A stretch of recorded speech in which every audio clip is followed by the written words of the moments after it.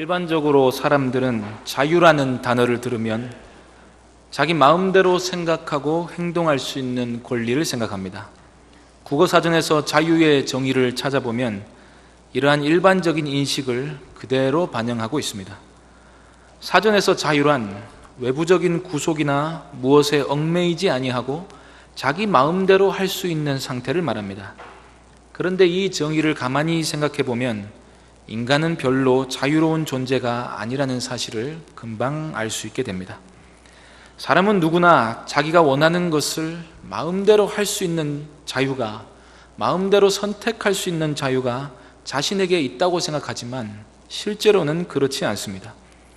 우리는 시대를 선택할 수도 없고, 국적을 선택할 수도 없고, 부모를 선택할 수도 없고, 외모를 선택할 수도 없고, 재능을 선택할 수도 없습니다. 이것을 택할지 저것을 택할지 선택하는 것도 모든 선택 가능한 선택지 중에서 하나를 선택할 수 있는 것이 아니라 아주 좁은 선택지만을 들고서 그 가운데서 자유롭게 선택합니다. 예를 들어 수험생은 아무리 가고 싶은 데가 있어도 성적에 맞추어 학교에 갈 수밖에 없습니다. 본인의 능력에 따라 자유가 제한되는 것입니다. 그리고 자신이 학교를 선택하면 다 되는 것이 아니라 학교도 학생을 선택해 줘야 한다는 문제가 남아 있습니다.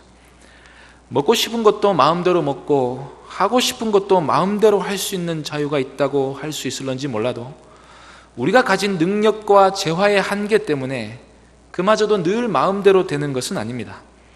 또 생각의 자유가 있다 하지만 사람의 생각은 언어 능력의 한계에 갇혀 있습니다.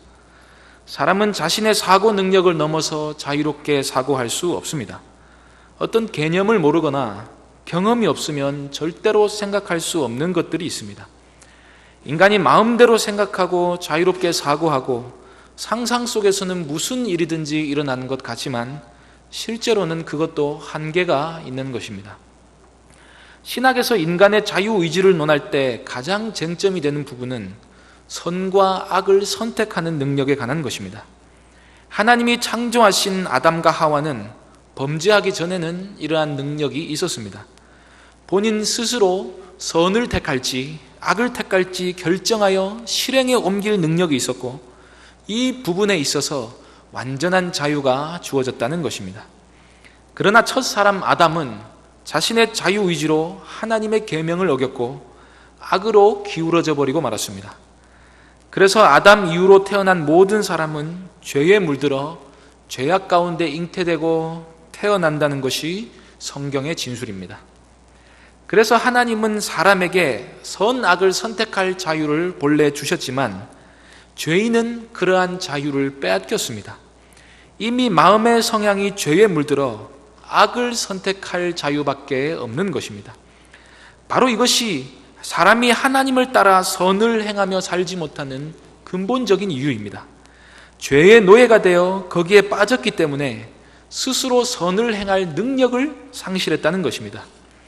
사람들은 흔히 하나님을 믿고 그 안에서 선을 행하는 것을 본인이 선택했다고 생각하지만 사람은 누구나 의에 대하여는 죽어 있기 때문에 실제로 하나님을 따를 능력이 죄인 스스로에게는 상실되어 있습니다.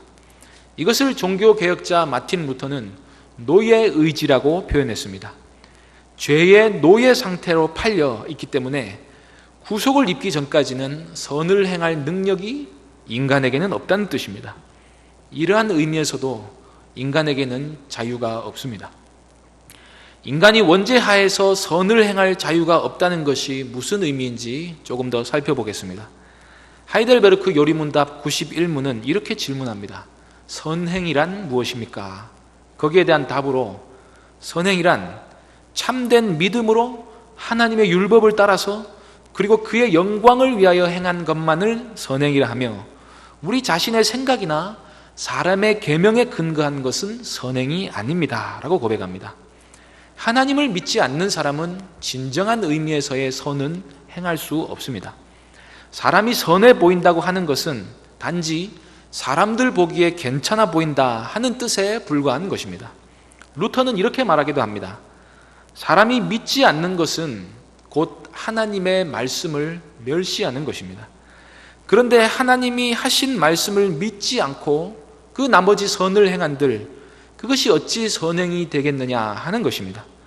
예컨대 사람이 부모님의 말씀을 무시하면서 부모님께 돈을 드린다든지 하는 다른 방식으로 효도를 해드린다는 말이 어불성설인 것과 같습니다.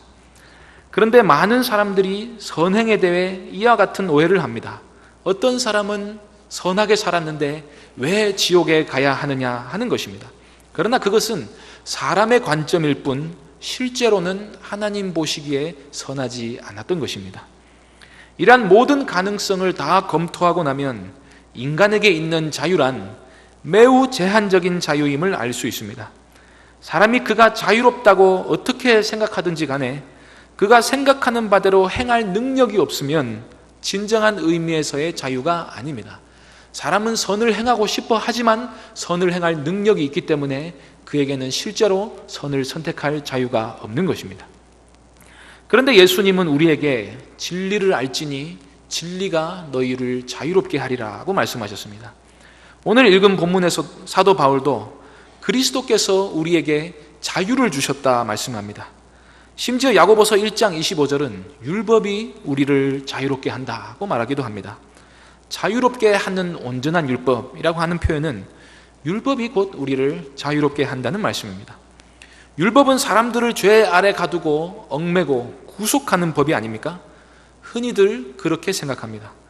그러나 하나님의 말씀은 우리가 그 말씀의 진위와 본질을 깨닫고 그 말씀을 따라 행하는 자에게 참 자유를 주는 말씀입니다. 또한 고린도후서 3장 17절은 주는 영이시니 주의 영이 계신 곳에는 자유가 있느니라고 말씀합니다. 뿐만 아니라 성경은 도처에서 그리스도인은 참으로 자유한 자다고 말씀합니다. 앞서 우리는 진정한 의미에서 볼 때 인간에게는 별로 자유가 없다는 점을 살펴보았습니다. 아무에게도 무엇에게도 매이지 않고 자유롭게 생각하고 선택하고 행동할 수 있는 권리나 상태는 전능자에게만 속한 자유입니다. 전능하신 하나님만 이러한 자유를 가지고 계십니다. 그런데 교만에 빠진 인간은 이러한 전능자의 자유를 자신의 것으로 삼으려고 합니다. 에덴 동산에서 마귀가 내가 하나님처럼 될 것이다 라고 한 말은 하나님처럼 마음대로 선택할 수 있는 위대한 존재가 될 것이라고 꼬드긴 것입니다. 그리고 오늘날 현대인들의 인식이 이와 같습니다. 내 인생은 내가 선택해서 내가 마음대로 할 수 있는 것이라 생각합니다. 인간에게는 무한한 가능성이 열려있고 자신의 내면과 외면을 잘 개발하면 사람은 무엇이든지 될 수 있다고 말합니다. 늘 하는 말이 인간에게는 한계가 없으니 자신을 부정적으로만 보지 말고 긍정하라 합니다. 자꾸 기독교가 자기를 부인하고 죄가 있고 그러니까 사람이 기가 죽고 위축되어서 아무것도 하지 못한다는 것입니다. 그래서 오늘날 현대인들의 종교는 바로 인간이 신이라고 합니다. 하나님이 모세에게 나는 곧 나다라고 자신을 소개하신 것처럼 이제 인간이 스스로 나는 나다라고 자랑하고 다닙니다. 그리고 돈과 권력과 지식, 특히 오늘날의 기술과학으로 무엇이든지 이루어 보려 하는 시대가 되었습니다. 우주도 탐사하고 세포 하나로 생명도 창조해내 보려고 합니다.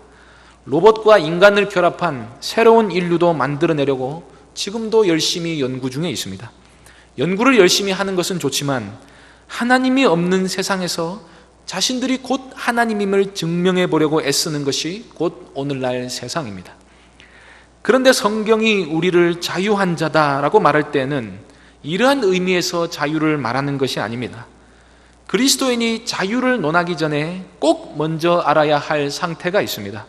모든 사람은 죄와 비참 가운데 있어서 이 생에서는 고통을 당하고 죽어서는 지옥에서 영원토록 형벌을 받아야 하는 아주 비극적인 상태에 놓여 있다는 것입니다. 처음부터 끝까지 좋은 장면 하나 없이 답답하고 슬프고 재미없는 영화를 본다고 생각해 보십시오. 보나마나 흥행에 실패할 것입니다. 그런데 죄인의 인생이 사실은 이와 같습니다. 하나님이 은혜를 베풀어 주셔서 이 땅에서도 아름다운 소산을 우리가 먹지만 열린 영안을 가지고 바라보면 사람들이 누구나 이 생에서는 고통당하고 죽음과 형벌을 향해 달려가고 있는 것이 보인다는 것입니다. 이집트에서 노예살이 하던 이스라엘 백성들이 이와 같았습니다. 부모가 살기 위해 새로 태어난 남자 아기는 다 강물에 집어 던져야 했고, 매일 하루도 쉬지 않는 고된 노역으로 부르짖어야 했으며, 감독관들의 폭력을 견뎌내야 했습니다. 노예 민족으로서 무시와 멸시를 당했고, 교육을 받지 못해 무지에 빠졌습니다. 하나님도 잊어버리고 송아지 우상을 숭배했고, 이제 남자 아기가 다 사라지면 민족 전체가 자연 소멸될 위기에 처해 있게 되었습니다. 그리고 그들의 앞날엔 밝은 빛은 보이지 않았습니다. 출애굽 사건은 하나님이 이스라엘 백성을 이러한 노예 상태에서 건져내어 자유민이 되게 하여 주신 사건입니다. 그래서 여기서 자유롭게 되었다는 말의 의미는 해방이라는 말의 의미와 같습니다. 마찬가지로 그리스도인이 자유를 얻었다 할 때는 1차적으로 그 무엇이나 해도 되는 자유를 얻었다는 뜻이 아니라 죄와 죽음과 마귀의 권세로부터 해방되었다는 것을 의미합니다. 여기 읽은 본문의 말씀이 의미하는 바도 바로 이것입니다. 다시는 종의 멍에를 매지 말라. 여기서 다시는 이라는 말에서 전에 그들의 상태가 노예 상태였음을 말해주고 있다 하는 사실을 우리가 알 수 있습니다. 원래 우리는 죄와 마귀의 노예였는데 그리스도께서 너희를 자유롭게 하려고 자유를 주셨다. 그러니까 괜히 가서 다시는 종의 멍에를 매려고 하지 말라는 뜻입니다. 그런데 바울은 갈라디아서 첫머리에서 이러한 선포를 합니다. 1장 4절에 보시면 그리스도께서 하나님 곧 우리 아버지의 뜻을 따라 이 악한 세대에서 우리를 건지시려고 우리 죄를 대속하기 위하여 자기 몸을 주셨다. 즉 우리를 악한 세대에서 건지시려고 그리스도를 주셨다는 말씀입니다. 그러므로 그리스도인이 자유를 얻었다고 할 때 먼저 우리가 이해하고 있어야 하는 것은 어디로부터 해방되었는가, 어디로부터 자유를 얻었는가를 알고 있어야 한다는 것입니다. 만일 그리스도께서 우리를 구속함이 없으셨다면 우리는 여전히 죄 가운데 죽을 날만 계산하고 있는 비참한 처지에 계속 있었을 것입니다.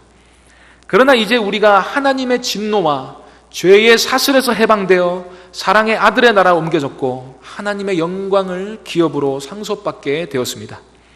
그런데 그리스도인이 얻게 된 자유는 무엇으로부터의 자유일 뿐 아니라 무엇을 향한 자유이기도 합니다.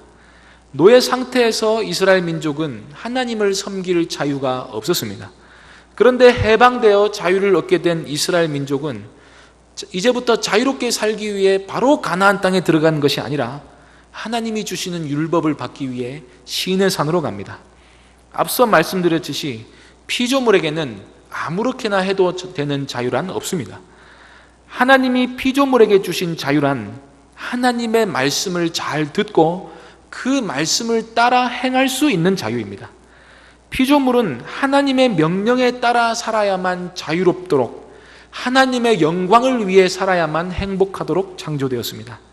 인간은 특히나 자유로운 인격으로 하나님을 위해 살고 하나님을 향해 살고 하나님에 의해 살아야만 참으로 자유롭도록 창조되었습니다. 사람은 하나님의 명령을 지킬 때 양심의 자유를 얻게 됩니다. 이는 심리적 자유에 해당합니다. 너무나 양심이 평안하고 마음이 즐거운 상태, 말하자면 하나님과 화목되어 기쁨이 충만하여 날아갈 것 같은 상태를 자유하다고 느끼는 것입니다. 처음 예수 믿고 거듭남을 경험하여 느낀 기쁨과 충만함이 바로 이러한 자유에 해당합니다. 그리고 그리스도인이 계속해서 자기를 거룩하게 하고 말씀으로 씻고 그리스도의 보혈에 몸을 담그는 생활을 지속하면 이러한 자유를 계속해서 누릴 수 있게 됩니다. 양심이 평안하여 하나님과의 교통에 아무런 거리낌이 없고 타인과 나를 더 이상 비교하지 않고 이 세상에서 굳이 무엇이 되어야 하지 않는 등 정말로 자유인이 되는 것입니다. 이 중 첫 번째 자유가 바로 하나님의 명령을 따라 순종할 수 있는 자유를 얻었다는 것입니다. 나머지 자유는 이 자유에 따라 나오는 하나님의 선물들입니다. 오늘 본문 말씀을 자세히 보시면 그리스도께서 우리를 자유롭게 하려고 자유를 주셨다고 말씀합니다. 양심의 자유, 하나님의 명령을 따를 자유를 주시려고 죄와 노예의 상태에서 해방시키셨다는 말씀입니다. 자유롭게 하려고 해방을 시키셨습니다. 사람은 하나님이 만드신 푸른 초장에서 뛰노는 것이 가장 행복하고 좋은 상태입니다. 시편 16편 6절은 이렇게 고백합니다. 내게 줄로 재어준 구역은 아름다운 곳에 있으며 나의 기업이 실로 아름답도다. 그 밖을 넘어가려고 시도하고 죄와 악을 행하면서 하나님을 대적하는 것은 자유가 아닙니다. 성경은 그러한 악에 물든 상태를 자유가 아니라 죄의 노예가 된 상태라고 말합니다. 성경이 말하는 참 자유는 마귀의 종에서 이제 그리스도의 종이 된 상태를 의미합니다. 그러므로 진정한 자유자는 그리스도에게 속하여 그리스도의 종이 된 사람을 가리킵니다. 사람은 그리스도 안에서만 그리스도께 순복할 때만 참으로 자유를 얻을 수 있기 때문입니다. 한 가지 더 생각해 볼 것은 하나님께서 우리에게 자유를 주실 때 아담에게 주신 자유를 다시 회복시켜 주신다는 사실입니다. 즉 거듭난 그리스도인은 이제 자유롭고 선한 양심을 가지고 죄와 악에 대항해 싸우고 선을 선택할 능력을 다시 얻게 됩니다. 그래서 본인이 진정으로 거듭난 그리스도인이라고 생각되면 매일같이 죄와 싸우며 하나님 보시기에 선을 선택해야 할 책임이 그리스도인에게 있습니다. 스스로는 불완전함을 인정하고 하나님께 도우심을 구하면서 하나님이 새롭게 하여 주신 자유의지를 가지고 선을 행하며 사는 삶, 이것이 그리스도인의 삶인 것입니다. 그래서 바울은 갈라디아서 5장 13절에서 형제들아 너희가 자유를 위하여 부르심을 입었지만 그러나 그 자유로 육체의 기회를 삼지 말고 오직 사랑으로 서로 종노릇하라고 말씀합니다. 그리고 그렇게 살기 위해서 16절에 성령을 따라 행해야 한다고 말씀한 것입니다. 이제 거듭난 자유로운 양심을 가지고 성령을 따라 사는 삶을 살면 육체의 욕심을 이루지 않을 수 있다고 말씀한 것입니다. 결론입니다. 하나님과 인간의 자유는 질적으로 서로 같지 않습니다. 교회사에 나타난 수많은 이단들이 하나님과 인간의 자유를 서로 비기려다가 잘못된 길로 갔습니다. 하나님은 주권적으로 마음대로 행하셔야 자유로운 것이고 피조물은 창조주의 그늘 아래 있어야 참으로 자유로운 것입니다. 그것은 양심의 소리가 책망하지 않는 데서부터 오는 자유이며 법이 있지만 법을 지키기 때문에 법이 없는 것처럼 사는 데서부터 오는 자유이며 책임 있게 사는 삶을 통하여 관계 가운데 아무런 거리낌이 없는 데서 오는 자유이며 진리 안에 거하기 때문에 거짓으로부터 해방됨에 따라오는 자유입니다. 인간에게 있어서 자유를 잃어버렸다는 것은 말과 행위가 진리에 속하지 않기 때문에 심리적으로는 정죄당함에 따른 부끄러움과 다가올 심판에 대한 두려움이 자신을 속박함이며 부끄러움과 두려움이 있음에도 불구하고 계속해서 더욱더 지옥 자식이 될 수밖에 없도록 죄를 행하는 존재가 되었다는 것입니다. 이러한 의미에서 그리스도인의 자유는 철저하게 창조주에게 예속되어 있는 것입니다. 이는 결혼 관계에서도 분명히 드러납니다. 부부는 피차 복종할 때에 서로에 대해 참 자유를 느끼게 됩니다. 부부 사이가 별로 좋지도 않으면서 각각의 자유를 찾아 돌아다니는 것은 절대로 자유를 주지 않습니다. 서로 아껴주고 순종하고 사랑할 때 부부는 참으로 자유로운 것입니다. 그러나 죄인은 이러한 자유를 경멸합니다. 여전히 자기는 자기이고 싶어 합니다. 내 자유를 확장하기 위해 상대를 복종시키려 합니다. 바로 여기서 불행이 시작됩니다. 사랑하는 성도님들, 그리스도께서 우리를 자유롭게 하려고 주신 자유를 참으로 누리는 신앙생활 하시기를 바랍니다. 하나님의 말씀에 순종함으로 이 자유를 누리시기 바랍니다. 죄를 멀리하시고 의를 가까이 함으로 이 자유를 더 확장시키시기를 바랍니다. 그리하여 주님이 우리에게 주시는 마음의 평안과 안식을 누리고 우리가 받아 누리게 될 천국을 미리 맛보며 사는 거룩한 그리스도인들 되시기를 바랍니다.